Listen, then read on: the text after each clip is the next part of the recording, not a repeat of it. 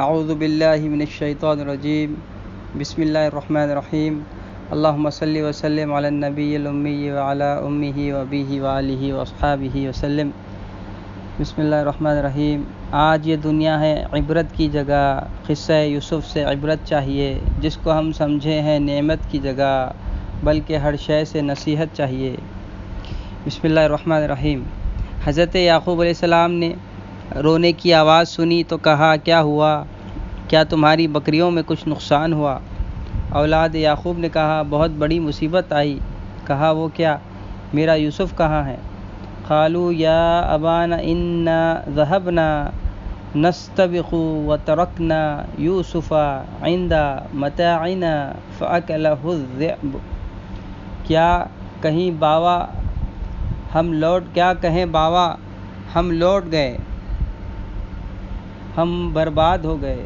ہم آپس میں دوڑ رہے تھے کہ دیکھیں آگے کون نکل جاتا ہے، اور یوسف علیہ السلام ہمارے اسباب کے پاس بیٹھے ہوئے تھے، بھیڑیا یوسف کو کھا گیا۔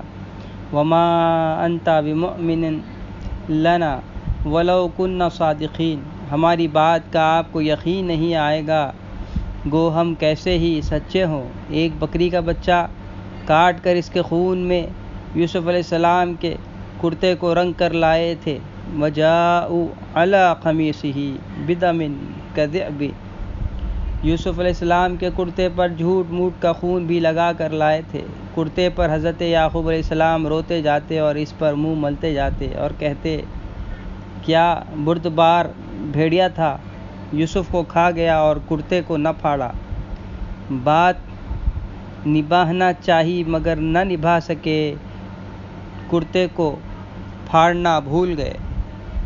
اس لیے یعقوب علیہ السلام نے اس طرح فرمایا کہ تو ان کی اولاد نے کہا، باوا ہم اس بھیڑیے کو آپ کے پاس لاتے ہیں۔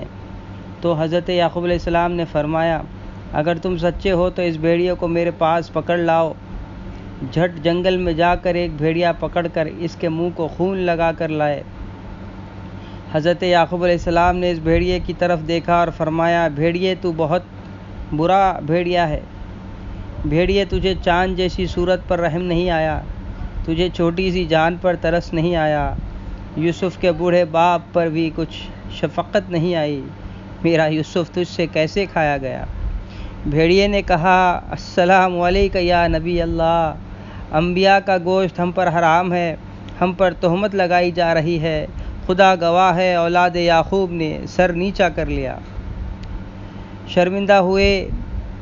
اگر ان کو معلوم ہوتا کہ بھیڑیا اس طرح کہے گا تو ہرگز نہ لاتے۔ ایسے ہی قیامت میں جگہ گواہی دے گی اور وقت گواہی دے گا۔ آنکھیں کہیں گی کہ ہم نے گناہ کیے ہیں، ہاتھ کہیں گے ہم نے پکڑا ہے، پاؤں کہیں گے ہم چلے ہیں۔ اگر بندے کو یہ معلوم ہوتا تو کبھی گناہوں سے انکار نہیں کرتا۔ بھیڑیے نے کہا، واقعہ مجھے معلوم ہے، فرماتے ہیں بیان کر۔ بھیڑیے نے کہا، میں کہہ نہیں سکتا، ورنہ میں اپنے خاندان میں بدنام ہو جاؤں گا، لوگ مجھے چغل خور کہیں گے۔ بھیڑیے کی گواہی سے معلوم ہوا کہ اولاد یعقوب جھوٹی ہے۔ قطع نظر اس کے یعقوب علیہ السلام کو یوسف علیہ السلام کا خواب یاد تھا۔ اس کی تعبیر بھی یاد تھی کہ یعقوب علیہ السلام اپنی زندگی میں یوسف علیہ السلام کو شاندار دنیا کے اور دین کے مرتبے پر دیکھیں گے، اور اولاد یعقوب علیہ السلام کوئی نیا بہانہ بھی نہیں بنا سکی۔ جو باپ نے کہا تھا وہی برخورداروں نے دہرایا۔ پہلے ہی باپ نے کہا تھا کہ بھیڑیا کھا جائے گا، شام کو صاحبزادوں نے وہی کہہ دیا کہ بھیڑیا کھا گیا، اس سے بھی شبہ پیدا ہو گیا۔ جھوٹے کو خود شبہ رہتا ہے، اس لیے انہوں نے کہا، وما انت بمؤمن لنا ولو كنا صادقین۔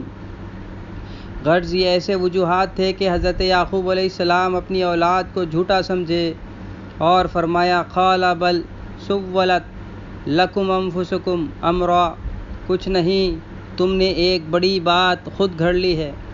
یہ کہہ کر روتے روتے بے ہوش ہو گئے، جنگل کی طرف نکل گئے اور کنعان کے اطراف پھرتے تھے اور پکارتے تھے، بیٹا میری آنکھوں کی ٹھنڈک تو کہاں ہے؟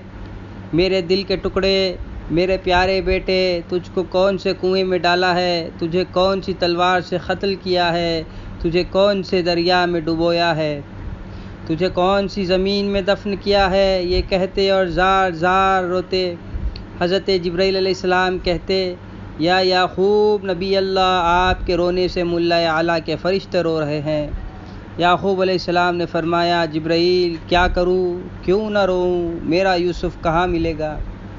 صاحبو، یعقوب علیہ السلام کے اور 11 بیٹے تھے، ایک یوسف نہ صحیح باقی اولاد سے تسلی لے سکتے تھے، مگر ان کو تسلی نہ ہوتی۔ ہائے مسلمان، تجھ کو کس طرح تسلی ہو رہی ہے جبکہ خدا کے سوا تیرا کوئی نہیں۔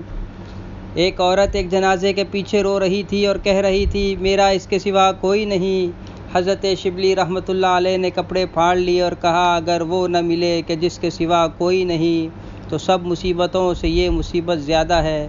مصیبت کا مقابلہ 2 ہتھیار سے کرنا چاہیے، اسی کو حضرت یعقوب علیہ السلام بھی استعمال فرما رہے ہیں۔ فصبر جمیل واللہ المستعان علی ما تصفون۔ اب مجھے صبر جمیل اختیار کرنا چاہیے، خدا سے مدد لینا چاہیے۔ یہی 2 چیزیں مصیبت کا علاج ہے۔ مصیبت کیوں ڈالی جاتی ہے؟ اس میں مصلحت یہ ہے کہ اس سے انسان کی حقیقت معلوم ہوتی ہے اور اس کی اپنی عاجزی اور بے بسی کا علم ہوتا ہے، اور یہ معلوم ہوتا ہے کہ مصیبت خطا کا بدلہ ہے۔ ایک بزرگ فرماتے ہیں، جب مجھ سے اللہ تعالیٰ کی نافرمانی ہوتی ہے تو میں اس کا اثر اپنی بیوی اور گھوڑے میں پاتا ہوں۔ اس دن یہ سب کے سب میرے نافرمان ہو جاتے ہیں۔ ایسے واقعات سب کو پیش آتے ہیں، مگر عوام اس کو اتفاق ہی سمجھتے ہیں، کیونکہ ان کی افعال پر نظر ہے، نہ افعال کے نتیجوں پر۔ مصیبت دینے میں بھی اللہ کی بڑی رحمت ہے۔ اگر ایسا نہ ہوا کرے تو انسان کی آنکھیں ہی نہ کھلیں۔ اگر حق تعالیٰ ہماری مرضی کے موافق ہی سب کام کیا کرے تو ہم کو آخرت کی طرف کبھی توجہ نہ ہو۔ مصیبتوں کا پیش آنا بھی بڑی رحمت ہے۔ جیسے استاد کی شفقت ہے کہ کبھی کبھی بچے کو 1-2 چھڑی مار دیا کرتے ہیں، ورنہ وہ بدشوق ہو جاتا ہے۔ اگر استاد ہاتھ بھی نہ لگائے گا تو بچہ بالکل خراب ہو جائے گا، نہ پڑھے گا، نہ لکھے گا، نہ بے جا حرکتوں سے باز آئے گا، بلکہ سر پر چڑھ جائے گا، استاد کی شان میں گستاخی کرنے لگے گا۔ اس حالت میں آپ خود یہ رائے دیتے ہیں کہ استاد کی شفقت یہ ہے کہ بچے کو مارے۔ پھر اس کی کیا وجہ ہے کہ مصیبتوں میں بھی اللہ کی رحمت ہونے کا اعتقاد نہیں کرتے؟ اس وقت آپ کو شبہ ہو رہا ہوگا کہ خیر، غافلوں کو تو مصیبتیں پیش آنے کی یہ وجہ ہے، مگر کاملین پیغمبروں کو اور اولیاء اللہ کو کیوں مصیبتیں پیش آتی ہیں؟ وہ تو بدشوق نہیں ہیں۔ اس کا جواب یہ ہے کہ ان کو تنبیہ کرنا مقصود نہیں ہے، بلکہ ان کو مصیبتیں بطور امتحان کے پیش آتی ہیں۔ اللہ تعالیٰ مصیبتیں دے کر ان کے عشق و محبت کا امتحان فرماتے ہیں۔ خدا کو امتحان لینے کی ضرورت نہیں، بلکہ امتحان لے کر ملائکہ وغیرہ کو دکھلانا منظور ہے کہ دیکھو ہمارے بندے مصیبتوں میں بھی ہم ہی کو چاہتے ہیں، باوجود یہ کہ ہم ان کو تکلیف پہنچاتے ہیں، مگر پھر بھی وہ ہماری محبت سے نہیں ہٹتے، ہمارے تکلیف دینے کو راحت سمجھتے ہیں۔ مصیبتوں میں رنج و غم و تکلیف 2 طرح کی ہوتی ہے، ایک جسمانی، دوسری عقلی۔ جیسے ڈاکٹر کا آپریشن جسمانی تکلیف تو ہے، مگر عقلی خوشی ہے۔ جسمانی رنج تو انبیاء کو بھی ہوتا ہے، جیسے حضرت صلی اللہ علیہ وسلم نے اپنے صاحبزادے کے انتقال کے وقت فرمایا ہے، انا بفراقک یا ابراہیم لمحزون۔ ابراہیم، ہم تمہاری جدائی سے غمگین ہیں۔ انسان ایک جانور کو پالتا ہے تو اس کے ساتھ انسیت ہو جاتی ہے، اس کی جدائی کا صدمہ ہوتا ہے، تو بھلا اولاد کا صدمہ کیوں نہ ہو؟ ہاں، عقلی رنج نہ ہونا یہ صبر جمیل ہے۔ ڈاکٹر کے آپریشن کی طرح خوشی ہو کہ مصائب ہوں، عشق و محبت کو ترقی ہوتی ہے، اللہ تعالیٰ کے ساتھ تعلق بڑھتا ہے، اس وقت نظر مخلوق سے ہٹ جاتی ہے، اس کا دل دنیا سے سرد ہو جاتا ہے، ہمتاً اللہ تعالیٰ کی تعریف متوجہ ہو جاتا ہے، ہمتاً اللہ تعالیٰ کی طرف تب متوجہ ہو جاتا ہے، خدا کے سوا کسی سے امید نہیں رہتی، دنیا کی حقیقت اس پر کھل جاتی ہے، تکلیف تو ہونا مگر جزا اور فضا نہ کرنا اور اعمال نیک میں کوتاہی نہ کرنا صبر جمیل ہے۔ بعض جزا و فضا تو نہیں کرتے مگر اعمال نیک ناغہ ہونے لگتے ہیں۔ ذکر و تہجد و تلاوت قرآن ندارد ہے، جماعت کا اہتمام بھی نہیں تو پھر یہ صبر جمیل نہیں۔ حدیث شریف میں ہے، مصیبت میں حسب عادت چادر نہ اوڑھنے کے متعلق حضرت صلی اللہ علیہ وسلم نے وعید فرمائی ہے۔ خلاصہ یہ ہے کہ جزا و فضا نہ کرے اور کسی امر میں خلل نہ پڑے تو یہ صبر جمیل ہے۔ اسی کو حضرت یعقوب علیہ السلام فرما رہے ہیں، ایک تو یہ کہ گو جسمانی تکلیف ہوگی مگر میں عقلی تکلیف نہیں ہونے دوں گا، احکام الہی کی تعمیل میں فرق نہیں آئے گا، اور دوسرے یہ کہ خدا سے مدد لیتا رہوں گا۔ الحاصل بھائیوں نے یوسف علیہ السلام کو کنویں میں ڈالا اور رات کو گھر میں آ کر باپ سے کہا کہ یوسف کو بھیڑیا کھا گیا۔ اس پر ایک لطیفہ یاد آیا۔ کلب علی خان نواب رامپور نے ایک شخص کو بلا وجہ قید کیا، ان کا نام یوسف تھا۔ قید خانے ہی سے انہوں نے یہ رباعی لکھ کر کلب علی خان کو بھیجی۔ یوسف مصری ازاں روزے کے مرد، حسن و خوبی را بائیں یوسف سپرد، یعنی جب یوسف مصری کا انتقال ہو گیا تو حسن و خوبصورتی اس یوسف کو دے گئے۔ ہر دو یوسف را عجب کارے فتاد، آں یکی را گرگ بردو این یکی را کلب برد۔ دونوں یوسف کو عجیب اتفاق ہوا، وہ یوسف کو بھیڑیا لے گیا اور یہ یوسف کو کتا۔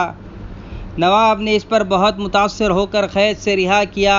الغرض یہ بھی آپ کو معلوم ہوا ہوگا کہ اس خبر کے سننے سے حضرت یعقوب علیہ السلام پر جو مصیبت آئی بے انتہا روئے۔ جبرائیل علیہ السلام آئے اور کہنے لگے، یعقوب آپ کو صبر جمیل اختیار کرنا چاہیے۔ یہ سن کر حضرت یعقوب علیہ السلام نے اپنا رنج و غم دبا لیا اور فرمایا، فصبر جمیل۔ نیند آ گئی۔ اللہ تعالیٰ نے فرمایا، جبرائیل یعقوب نے ہم سے صبر جمیل کا وعدہ کیا ہے۔ جبرائیل تم یوسف کی صورت میں بن کر خواب میں جاؤ اور امتحان لو۔ حضرت جبرائیل یوسف علیہ السلام کی صورت بن کر حضرت یعقوب علیہ السلام کے خواب میں آئے۔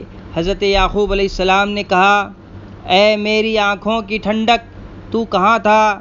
یوں ہی یہ لفظ یعقوب علیہ السلام کی زبان سے نکلا۔ جبرائیل علیہ السلام نے جگا کر کہا، آپ کا صبر جمیل کہاں گیا؟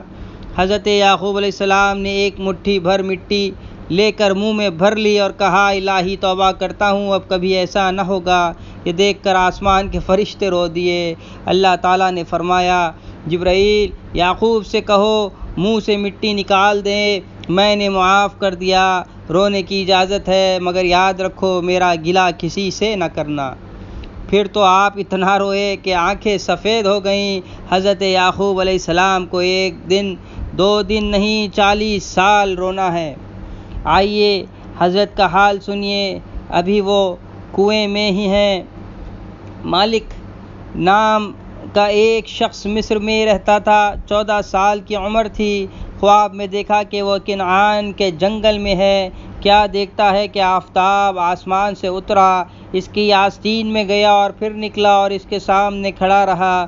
پھر سفید ابر آیا، اس سے موتی برسے، اس نے ان کو چن چن کر صندوق میں بھر لیا۔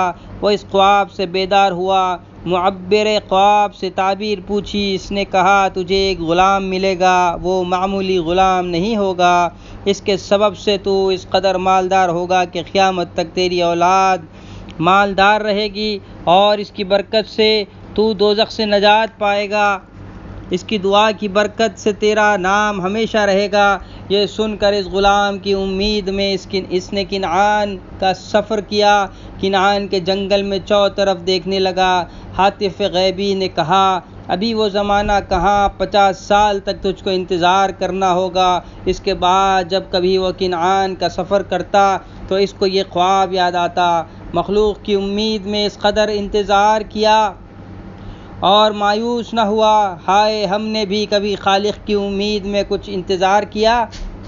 اگر کبھی کیا بھی ہے تو جلد مایوس ہو کر بھاگ گئے۔ اس لیے حضرت داؤد علیہ السلام کو وحی آئی تھی، داؤد جو مجھ کو ڈھونڈے گا وہ مجھ کو پالے گا، فَاطْلُبْنِي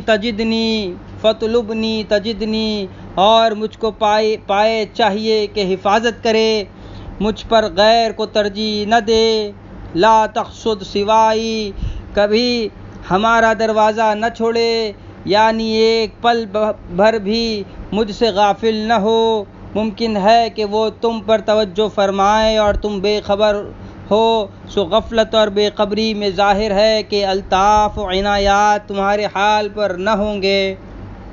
صاحبو، آپ نے دیکھا ہوگا کہ شادیوں میں کھجور بادام لوٹنے والے کیسے تیار رہتے ہیں، اڑانے والوں کے ہاتھوں کو تکتے رہتے ہیں۔ اسی طرح خدا کی طرف سے جو دولت پائیدار ملنے والی ہے، اس کے لیے ہم کو اس سے زیادہ تیار رہنا چاہیے۔ افسوس ہم کو خدا تعالیٰ کی عنایت کی اتنی بھی قدر نہیں جتنی کہ کھجور بادام کے لوٹنے والوں کی ہوتی ہے۔ فضولیات میں ہمارا وقت بہت ضائع ہوتا ہے۔ خیر، اگر ہر وقت متوجہ نہ رہے تو کم سے کم غفلت دلانے والے اسباب تو نہ بڑھائیں۔ القصہ، اس مرتبہ وہ سفر کرتے ہوئے کنعان کے جنگل میں پہنچتا ہے، پانی پاس نہیں، وہ اور اس کے جانور پیاسے ہیں۔ یکایک کیا دیکھتا ہے کہ جیسے حاجی کعبے کا طواف کرتے ہیں ایسے ہی پرندے کنویں کے اطراف پھر رہے ہیں۔ اس کو یہ خبر نہیں تھی کہ یہ پرندے فرشتے ہیں جو یوسف علیہ السلام کے اطراف تصدق ہو رہے ہیں۔ یہ وقت تھا کہ یوسف علیہ السلام کو کنویں میں گر کر 3 دن ہو چکے تھے۔ اس وقت حضرت یوسف علیہ السلام بہت درد سے یہ دعا کر رہے تھے، یا شاہدن غیر غائب، اے خدا تو حاضر ہے غائب نہیں، یا قریباً غیر بعید، اے خدا تو نزدیک ہے دور نہیں، یا غالباً غیر مغلوب، اے خدا تو غالب ہے مغلوب نہیں۔ اللہم یا کاشف کل کربہ، الہی تو ہر مصیبت کو دور کرنے والا ہے، یا مجیب کل دعوہ، اے خدا تو ہر دعا کا قبول کرنے والا ہے، یا جابر کل کسرہ، اے خدا تو ہر ٹوٹے ہوئے کو جوڑنے والا ہے، یا میسر کل عسر، اے خدا تو ہر دشواری کو آسان کرنے والا ہے، یا صاحب کل غریب، اے خدا تو ہر مسافر کا ساتھی ہے، یا مؤنس کل وحید، اے خدا تو ہر تنہا کا مؤنس ہے، یا لا الہ الا انت، الہی تیرے سوا کوئی معبود نہیں، سبحانک تو سب عیبوں سے پاک ہے، اسألک ان تجعل بی فرجا و مخرجا، الہی میں تجھ سے سوال کرتا ہوں کہ مجھے اس مصیبت سے خلاصی دے، وان تقذف حبک فی قلبی حتی لا یکون لی ہم ولا ذکر غیرک، اور میرے دل میں تیری ایسی محبت ڈال کہ تیرے سوا نہ کسی کی یاد رہے اور نہ کوئی فکر، وَأَن تَحْفَظَنِی، میری حفاظت کر، وَأَن تَرْحَمَنِی، اور مجھ پر رحم کر، یا ارحم الراحمین، اے سب سے زیادہ رحم کرنے والے۔ ادھر یوسف علیہ السلام یہ دعا کر رہے تھے، ادھر جاءت سیارۃ، قافلہ آیا، اس میں وہی مالک تھا جس کا اوپر ذکر ہو چکا ہے، فَأَرْسَلُوا وَإِرَادَهُمْ، قافلہ والوں نے اپنے پانی لانے والوں کو کنویں پر بھیجا، فَأَدْلَىٰ دَلْوَهُ، اس نے ڈول ڈالا۔ جبرائیل نے کہا، یوسف اٹھو، تمہاری دعا قبول ہو گئی ہے، اس ڈول میں بیٹھ جاؤ۔ حضرت یوسف ڈول میں بیٹھ گئے۔ جب ڈول زمین سے اٹھا اور اوپر چلا تو کنویں کے در و دیوار یوسف کے فراق میں رو رہے تھے، جیسے حضرت صلی اللہ علیہ وسلم کے فراق میں ستون حنانہ رویا ہے۔ ستون حنانہ رسول اللہ صلی اللہ علیہ وسلم کی جدائی میں ایسا رو رہا تھا جیسے عقل والا انسان روتا ہے۔ گفت پیغمبر چے خواہی ہے ستون، گفت جانم از فراقت کشت خون، حضرت صلی اللہ علیہ وسلم نے فرمایا، اے ستون تو کیا چاہتا ہے؟ تو اس نے کہا، آپ کی جدائی میں میری جان نکلی جا رہی ہے، اس لیے درد سے رو رہا ہوں۔ جب ڈول کنویں میں کے منہ پر آیا، ایسا معلوم ہو رہا تھا کہ آفتاب مشرق سے نکل رہا ہے۔ جب وہ دنیا کو زینت دینے والا چاند برآمد ہوا، مارے خوشی کے اس کے منہ سے یا بشرا نکلا، خوشخبری ہو کہ ایسے اندھیرے کنویں سے دنیا کو روشن کرنے والا چاند نکلا۔ یہ دیکھ کر ڈول کھینچنے والے کی حیرت کی کوئی انتہا نہ رہی کہ اس کے اندر ایک حسین و جمیل لڑکا بیٹھا ہوا ہے۔ قال یا بشرا ھذا غلام، کہا مبارک ہو، خوشخبری ہو، اس میں تو ایک لڑکا ہے۔ مالک بہت خوش ہوا اور سمجھا کہ یہ لڑکا میرے خواب کی تعبیر ہے۔ وَأَسَرُّوهُ بِضَاعَةً، دولت کی طرح یوسف علیہ السلام کو چھپا دیا تاکہ کوئی چھین نہ لے۔ واللہ علیم بما یعملون، اللہ تعالیٰ اس کی حقیقت سے خوب واقف تھا۔ اگرچہ اس وقت یہ لوگ یوسف علیہ السلام کو بیچنے کے لیے چھپا رہے تھے، مگر خبر نہ تھی کہ یہی غلام ان کے مالک، ان کے ملک کا بادشاہ بن جائے گا۔ یہ قافلہ خدا کی تدبیر کو پورا کرنے کا ذریعہ بن رہا تھا۔ اللہ اللہ، کیا شان ہے تیری، قیمتی چیز کو بے قیمتی چیز میں چھپائے رکھتا ہے، موتی سیپی میں، مشک ہرن کی ناف میں، ریشم کیڑے میں، شہد مکھی میں، سونا چاندی پتھر میں، آب حیات ظلمات میں، اور یوسف علیہ السلام جیسا چاند تاریک کنویں میں۔ عطار مشک کو دیکھتا ہے نہ کہ ہرن کو، کپڑے والا ریشم کو دیکھتا ہے نہ کہ کیڑے کو، غوطہ مارنے والا موتی کو دیکھتا ہے نہ کہ سیپی کو، سونار سونے چاندی کو دیکھتا ہے نہ کہ پتھر کو، شہد والا شہد کو دیکھتا ہے نہ کہ مکھی کو، اللہ تعالیٰ ایمان کو دیکھتا ہے نہ کہ قالب کو، ایسا ہی مالک یوسف علیہ السلام کو دیکھتا ہے نہ کہ کنویں کو۔ دوستو، آپ نے غور کیا، مالک ڈول ڈالنے والا کافر ہے، مخلوق کی طلب میں کوشش کرتا ہے، خدا نے اس کی کوشش کو ضائع نہیں کیا۔ مسلمانوں، تم خدا کی طلب میں جو کوشش کرو گے، کیا وہ کوشش تمہاری ضائع ہو جائے گی؟ ہرگز نہیں۔ اے خواجہ درد نیست و گرنا طبیب ہست، مسلمانوں درد پیدا کرو، طبیب تو ہے، درد نہ ہو تو وہ کیا کرے؟ درد تھا، مالک 50 برس سے کنعان کے جنگل کے چکر لگا رہا تھا، کبھی مایوس نہ ہوا، آخر کامیاب ہو ہی گیا۔ جب صبح ہوئی، بھائیوں کو خبر لگی کہ یوسف علیہ السلام کنویں سے نکالے گئے ہیں اور وہ قافلے میں ہیں، فوراً بھائیوں نے قافلے کو گھیر لیا اور کہا ہمارا ایک غلام بھاگ گیا تھا، ہم نے سنا ہے کہ وہ اس کنویں میں چھپا تھا، تم نے اس کو نکالا ہے، وہ کہاں ہے، لاؤ۔ یوسف چھپے ہوئے سب سن رہے تھے، آخر ان کو بھائیوں کے سامنے لایا گیا۔ تھر تھراتے لرزتے ہوئے بھائیوں کے سامنے آئے۔ یہودا نے کان میں کہا اقرار کر لو اپنی غلامی کا، ورنہ قتل کر دیے جاؤ گے۔ یوسف علیہ السلام کتنی پیاری بات کہتے ہیں، جھوٹ بھی نہ ہو، بھائیوں کی مرضی کے خلاف بھی نہ ہو۔